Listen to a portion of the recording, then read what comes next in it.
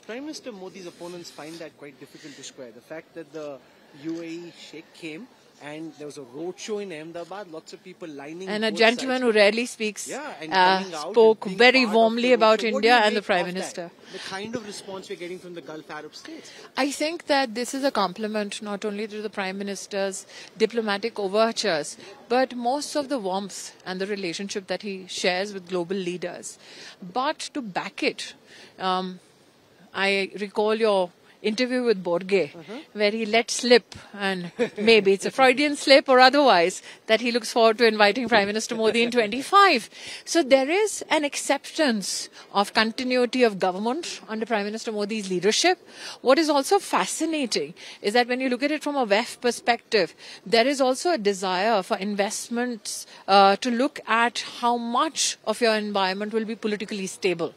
So Prime Minister Modi today has become not just an individual, he's become a political ideology and in fact an economic movement, not only in India but also global south, or for that matter in many other platforms where we've seen geopolitics take some very interesting turns.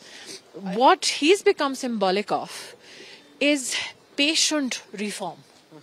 What he's become symbolic of is ensuring that reform helps percolate and creates more opportunities for people at large, financially or socially. So I just caught up on some news domestically about this lady from an Adivasi hamlet who was very proudly showing off to the Prime Minister the model structure of her entire village.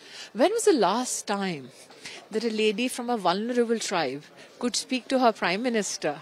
And in fact, her voice was so overwhelming. The Prime Minister just had this very gentle smile while he heard her elaborately. So I think the Modi magic is working not only in India, but globally. So you spoke of the 2024 elections. You are sensing the inevitability of the BJP. Am I the only one sensing it? The Rahul Gandhi, on the other hand, has just started this Bharat Nyaya Yatra from Manipur to Maharashtra.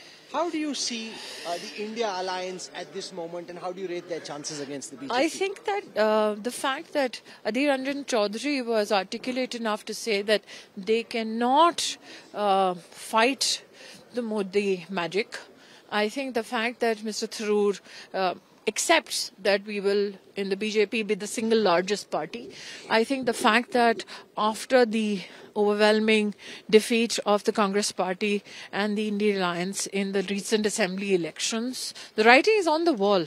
So while they march for dynasty, Modi marches ahead globally for prosperity for all.